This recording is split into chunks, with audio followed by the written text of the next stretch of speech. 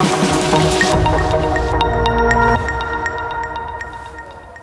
get into some of this week's top business and economic headlines with me today is Bismarck Rewane, one of Nigeria's foremost and renowned economists with more than 30 years' experience as an economist, banker, and financial analyst. He's managing director and CEO of financial derivatives company, which has built an outstanding reputation as the leading source of business information, economic data, and research and analysis in West Africa. Thank you so much for joining me today, Mr. Rewane. Thank you for having me. Great to see you. So we've seen these rate hikes in Australia, the US Fed, the Bank of England. Yeah. What is the implication of this for the rest of the world? Major. First and foremost, a rate height increase is actually to rein in an economy that is overheated. So we've seen that inflation had got to a 40-year high, and therefore it was time to rein it in, control it, and moderate it, because if not, it will be devastating to the world's largest economy, which is the US, 25% of global output, and only 3% of the world's population. So that is what it means. But what does it mean to the ordinary man on the street in London, in Frankfurt, in New York, in Houston, in Atlanta? What it does mean is that first and foremost, your mortgage rates go up above 4 or 5%. Secondly, your credit card bills increase. For the first time in over 30 years, English citizens, the Brits, are spending more. Actually using their credit cards to buy groceries. Normally they use their debit cards and pay their cash flow. They're now using for groceries. That means that they're borrowing to feed after 2 years of follow and support from the government over the COVID. So what it does mean is that it reduces their propensity to consume, increases their propensity to save, and it helps to bring down prices in maybe in the next 2 quarters. Yeah. And what about the common man in emerging markets or frontier markets? What does this mean for our economies here? Basically, whenever the interest rates increase in the United States, it makes the US dollar stronger. Once the US dollar gets stronger, then your own currencies get weaker. So apart from things like flood, apart from the ambiguity and uncertainty relating to our new redesign of our currency, which is another topic altogether, what it does mean is that the Naira gets weaker. The Naira was already on the path of weakness. Now the Naira is trading at about 890, heading towards 900. Don't forget that 2 months ago, the Naira was at about 650, 680. So in other words, it has lost 200 Naira. It has lost almost 25% of its value in the last month or two due to one, increased interest rates in the US, oil theft, and again, the uncertainty surrounding the whole decision as to whether this is the time to actually redesign or change the color of your currency. Yeah. Time will tell. Time will tell. And, with the sort of, I guess you could call it inflation targeting in the advanced economies, from a monetary policy perspective in emerging and frontier markets like Nigeria, what is the outlook in your mind for that in terms of how the bank is going to deal with rates going forward? Not good. One, because whether we like it or not, we are interconnected with the rest of the global economy. Even China and others are interconnected. Therefore, when you go borrowing, and Nigeria has a huge debt level right now, debt service, you are going to have to refinance your existing maturing debts with new monies. The new monies are going to come at a very high and expensive rate. Therefore, what you're doing, what you're spending already, about 140% of your total revenue on debt service overheads and expenses, that's going to increase sharply. So the more you spend on debt service, the less you have to support health programs, food programs, and infrastructure programs in your country. So it's just going to make life a little bit more difficult as it is. What it does mean is that you must become more efficient in what you do and how you manage your lean resources. You must be more efficient in blocking the leakages. You cannot have a situation where the leakages are in excess of the injections in the economy. Yeah, let's see how that pans out with elections coming up next year. This interesting story of Tom Ford, the design and fashion world, high-end design, is this a case of backward integration? Why all these acquisition talks suddenly in that market? Okay. Let's start it this way. I think the first things to note is that the average, let me use the word female luxury good shopper, tries to separate buying our apparels from buying our makeup. The makeup experience is totally different from the shopping experience in terms of apparels and leather goods, your handbags and your... Now, Tom Ford was the first non-Italian to run a major high-end luxury brand. He was the chief executive of Gucci. Yeah. Now, but he went out and he concentrated on the perfumery, right? And made quite a splash there. Now, Estee Lauder in August tried to acquire Tom Ford for $3 billion. Estee Lauder, of course, you know Estee Lauder, Vida, Origins, and all of that. So, Estee Lauder is primarily a beauty and makeup company. And going into the Tom Ford brand and trying to consolidate on that end, while Kering, which is Gucci, trying to go backwards into the value chain and to make the total experience of shopping, because luxury goods are being affected by electronic and online shopping. Because people normally like to try on the apparel and all of that. But they're now seeing that, due to COVID and all of that, they're now seeing that move. So what are they trying to do? They're trying to go back and get Tom Ford so that a typical shopper will have the integrated experience of shopping for your makeup, shopping for your apparels, and shopping for your leather goods. One-stop shop. So clearly a corporate defense mechanism, but in light of what is happening to consumer credit in the advanced economies, who is actually going to be buying these luxury goods? Well, that's the funny thing. In a perverse way, as a matter of fact, people spend more during the clampdown and the lockdown and the contraction of economic activity. You see that at one point in time, the head of LVMH became the richest man in the world because people have spent more. The elite try to differentiate themselves with ostentatious spending and living. They spend more now on breaking bags, they spend more. So we've seen actually a ramp up and a scaling up of activities in this area. And there's a lot of disruption taking place in that space. And you can see that even Zara is moving up to becoming a high end more or less. But last week we saw that there was some news about Prada coming out to actually redefine its business model. So there's a lot happening there, but it is not true that because there's a contraction in economic activity that people spend less on luxury. As a matter of fact, we found out that they spend more on luxury. They attach more to the psychological effect of those there that they hold very closely and dearly. Yeah, interesting times in the luxury market. We'll keep an eye on that. Now I want to talk about this interesting story of Nigerian breweries has signed a $10 million, I believe, renewable energy contract. Yes. What is going on there? This industry, beverages and renewable energy, what's the story there? Big time. What's happening here is that, of course, as you know, power supply has become totally unreliable, one in terms of its quantity, but more importantly is in terms of its quality. So if you have a sharp drop in the quality of your power supply, it damages all your equipment, including the motherboards and all of that. So people are now say, look, forget it. Let me now go for one, the reliability of solar and renewable energy, and secondly, the quality that comes with it. And thirdly, there are carbon credits to be got from it. So there's an incentive for a lot of these people to go into that space. And the most important incentive now is that with the price of diesel at 800 Naira per liter, it makes absolute economic and strategic sense to do that. So what have they done? This was an old contract signed with these guys, but they've even gone further than that by making sure that they actually get this supply. Now, so for most of the things, the brewing process itself is not very power intensive, but you need it. But don't forget that the brewers are targets of emission and effluent control. So you have all of this effluent, all of this sulfur dioxide and all. So they are watching that space. And because alcohol comes under the sin tax process, so it's good for them to do it, but it makes business sense, it makes PR sense, it makes advocacy sense, and also the world is threatened. You and I know the floods, we never had that flood 10 years ago, but it's getting worse. What's happening in certain parts of the world, like in the Caribbean. Usually the poorer countries are the ones that suffer the ravaging floods more than others because they're not prepared for it. Yeah. So Basically, So, and it's really interesting because in light of COP27 and global companies committing to the net zero agenda, this is probably like to be a more strategic plan by companies to look at low carbon alternatives in terms of their energy supply. Absolutely.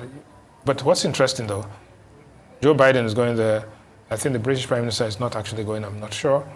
But the big corporates, China and India, are not even going there, even though Egypt is not so far away. If Joe Biden can come from all the way from DC all the way to Egypt, right? I don't see any reason why Xi or Modi cannot come over there. But they are polluting. But what's interesting though is that I saw this week that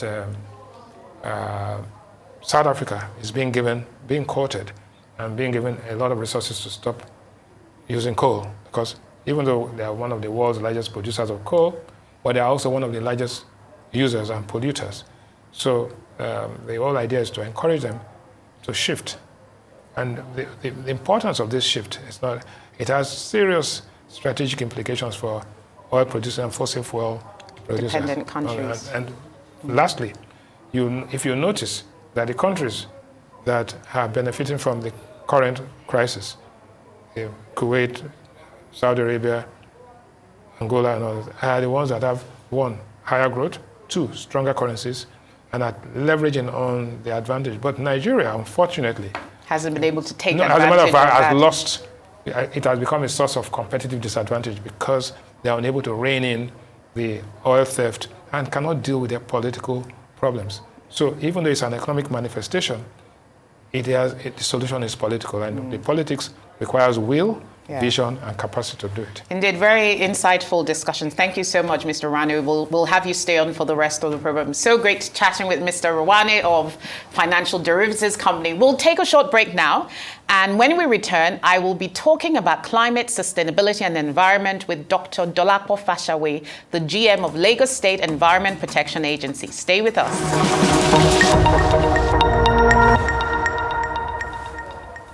Welcome back to Business Week here on Arise News.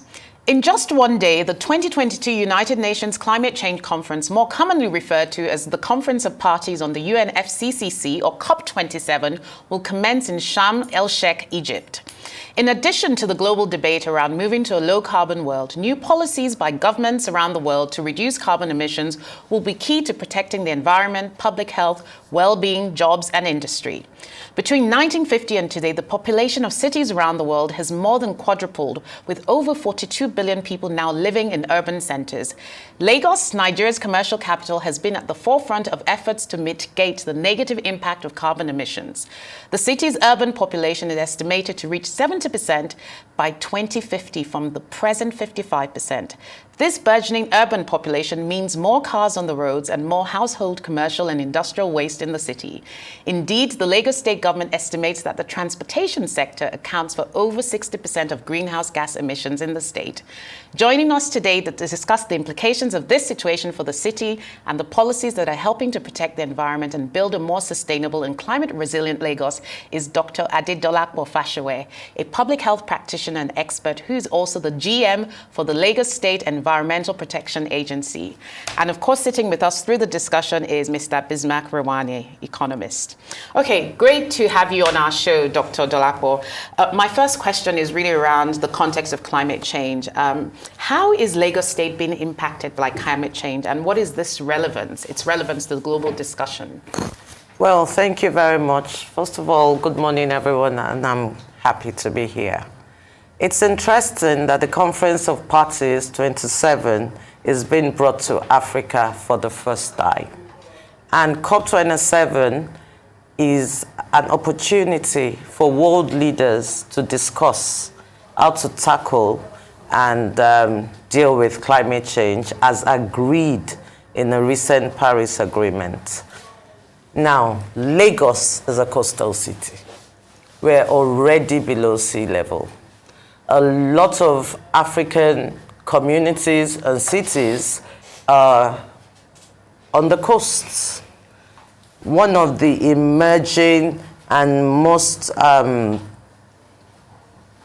difficult thing to deal with right now is rising sea levels.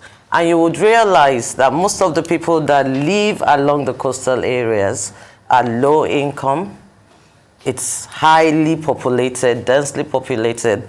Their houses are not built to withstand floods.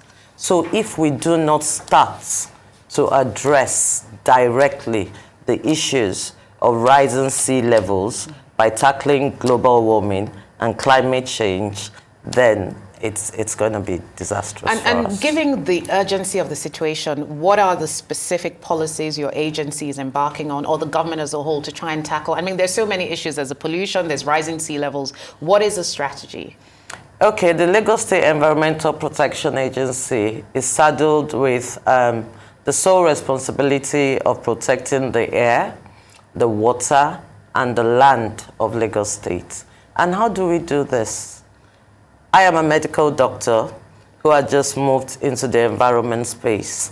And in moving into the environment space, I realized that a lot of us, I'm sorry to say, highly educated people, do not understand the concept of global warming and climate change. We kind of think it's futuristic, or it's for the European countries and all. So we have many initiatives across the state. It's multi-sectoral. It is not only the Ministry of Environment. We have the Ministry of Energy and Mineral Resources. We have the Ministry of Education. We have the Ministry of Economic Planning and Budget, putting more funds towards advocacy. I'll just list out a few of our initiatives. The Lagos State Ministry of Environment recently launched its Climate Action Plan, which aims to achieve net zero by 2050. Net zero means that the amount of carbon footprints we're producing from our anthropogenic activities, cars on the road, emissions, manufacturing, we're mopping up somehow in other places. And the most natural, cheapest, and most available form of mopping up carbon in the air is trees and greens and grass. So when we have governments come in and say we need to plant trees, we need to plant trees on our setbacks, and we call it beautification. It's not necessarily beautification. There's a bigger picture. Yes, there's a bigger picture. Yes. Yeah, and I need to bring in Mr. Rewane here, because as an economist, you know, all these twin issues of emissions from cars, rapid urbanization, what are some of the hardcore economic implications of climate change in a city, a mega city like Lagos? Firstly, I think that if we had power supply, regular power supply, the amount of fumes by all the generators in this place is more than all of what we're talking about. So I think, one, because there's a reliable power supply, there's less emission because people are not using fewer generators. But what caught my attention was when she was talking about beautification and green. I do know that 3-4 years ago, or 5 years ago, on Alfred Rewane Avenue, there were all these trees. The same government that is talking about this went there and cut all those trees off.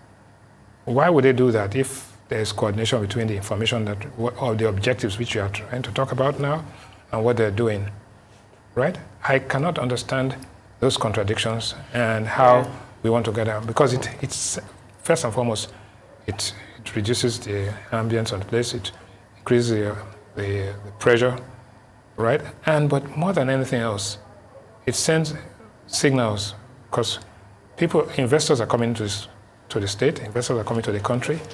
They want to they enjoy most of the ambience and the beautification things, and also enjoy the peace that comes with it, the trees, the birds, the natural biodiversity.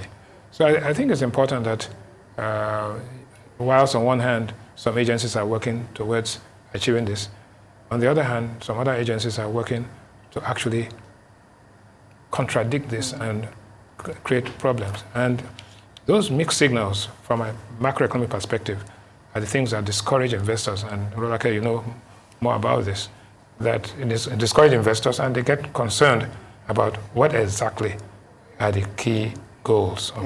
I mean, thanks for bringing that point. She did mention the collaboration that's now taking place between different agencies, and I'm really thrilled to see the Eco Clean Air initiative, which I think many people have underestimated the health impact for years, and then the consequent impact on your livelihoods and your ability to function. So can you tell us a bit about some of the reforms that are ongoing now in that space? Thank you, Mr. Rewane.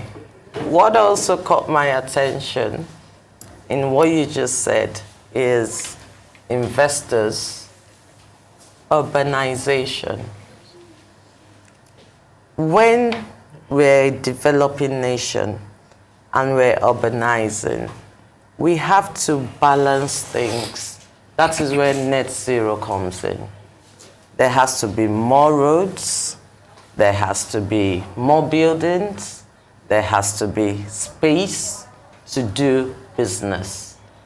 No responsible government, I repeat again, will wake up one day, carry their saws and start cutting down trees for no reason. At times, something has to go for something.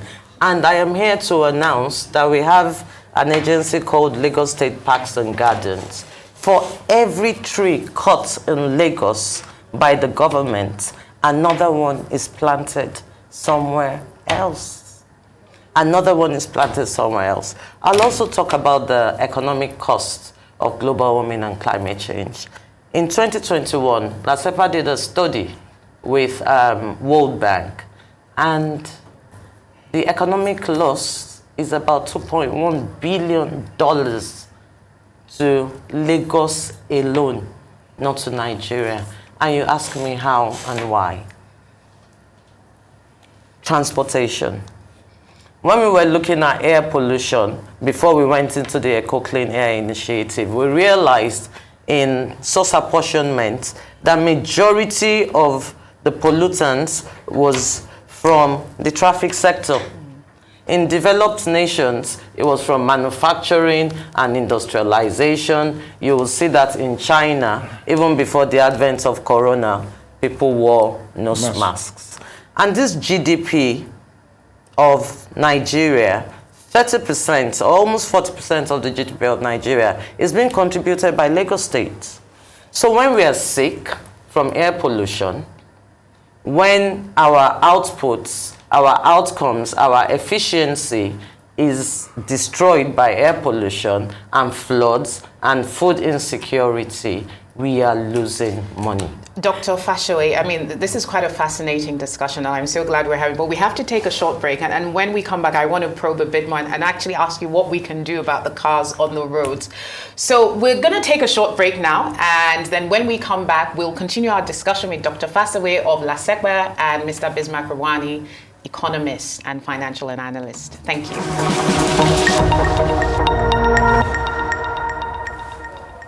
Well, you're watching Business Week here on Arise News, and I've been talking with Dr. Fashoe of the Lagos State Environmental Protection Agency and Mr. Bismarck Rewane. Thanks for joining us on the show. So let's look at some of the specific initiatives that Lagos State is embarking on and what the economic benefits or even health benefits may be. Okay. I had said earlier on that it's a multi-sectoral system. Global warming, climate change, and attacking it is not an event. It is a way of life. We just have to keep going at it. So I will tell you, and I'm glad to also announce, that the Lagos State Ministry of Transportation is launching a system whereby our mass transit will run on gas. That reduces the amount of emissions.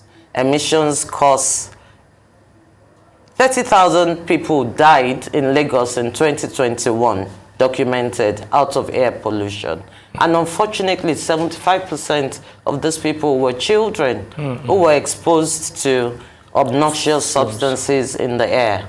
So if we pool and mass transit is safe, is available, and people like you and I can go on mass transit, we have done a good thing. And that will be launched next year. I will go to Ministry of Energy and Mineral Resources. They just recently launched a Lagos State gas policy. And the main thrust of this policy is to make LPG, and compressed natural gas available, affordable, and reachable to everyone. How do we do this? Advocacy, education, information, and communication. Air pollution kills. Air pollution kills. And that is what brought us to the Eco Clean Air Initiative. And what we really do in the Eco Clean Air Initiative is go into communities. And it's a two-pronged approach. We tell them, bring your trash for cash after advocacy. Bring your firewoods and your cooking apparatus. We will give you gas cylinders and gas. It is funny that we did a study where scientists, the amount it costs you to refill a 3-kilogram gas is less than what it costs you to buy firewood. Your efficiency is improved, your output is improved, you fry more akara, you make more money, but you wouldn't know until you try it. So Mr. Sanwo-Olu, in his magnanimity, has approved that we run these studies and give out free gas cylinders. Also, in our Trash for Cash initiative, we ask people to bring empty plastic bottles and rubber and papers, plastic waste. They are non-biodegradable. They clog our drains, both our primary drains and secondary drains. And what do we give them in return? Cash, health insurance. Bring me 20 bags of empty bottles and I will give you health insurance for you and your family for a year, which covers childbirth and other illnesses. So I mean, Dr. Fasoi, those are very laudable initiatives, and you know, the economic empower element is really important. So one of the things I wanted to ask you, Mr. Rewane, is looking at all these initiatives at sort of the micro level, in a sense, and what is happening to the environment is, if we take it to the macro and economic picture for a mega city like this, what sort of policy do you think will be the biggest transformational element? Because we have the transport infrastructure, we have the environment, but from a growth perspective, what should a mega city like this be pursuing as a strategic economic priority? I think, firstly, we are looking for growth. And growth is a function of... And sustainable growth, yes, actually. And growth and sustainable growth is a function of productivity. Productivity has two angles. One, skill, the other one, technology. So for technology to run efficiently, you need power, right? So, and you have what you call just not affordable power, but quality power, basically wind and others. But then the skill level, right? Because power also gives you light. Light gives the children the ability to read, and the study shows very clearly that where there's been solar power in schools, the performance of those schools are 30% better than the ones where they had no power. Hospitals, even better still.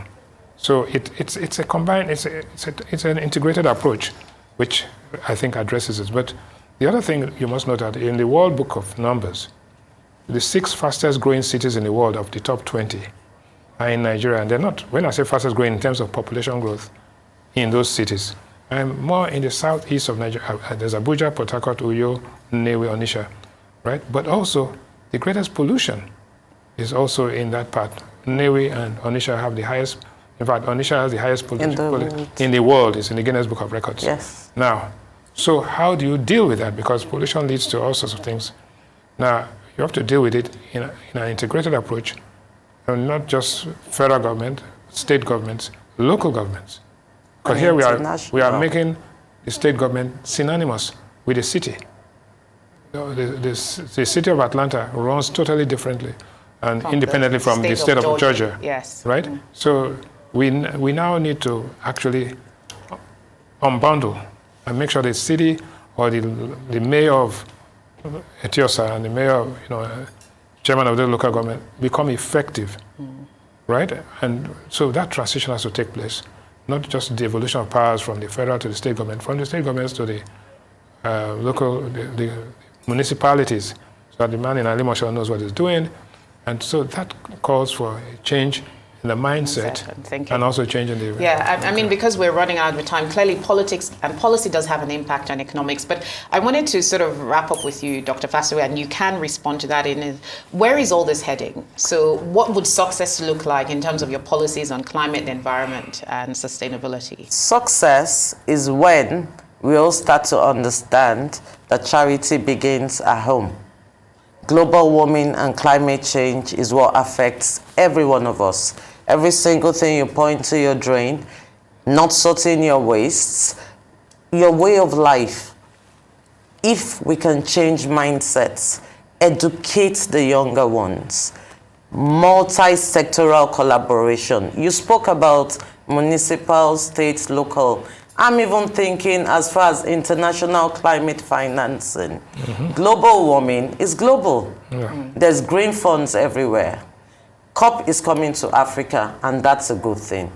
It would give us opportunities for world leaders to pump funds that we would account for and be able to measure impact and evaluate what these funds have done for us. Thank you so much, Dr. Dolapo Fasowe and Mr. Bismarck Rewane. Quite a fascinating conversation. Clearly, quite a lot of collaboration needs to happen. So that's it for the deep dive segment.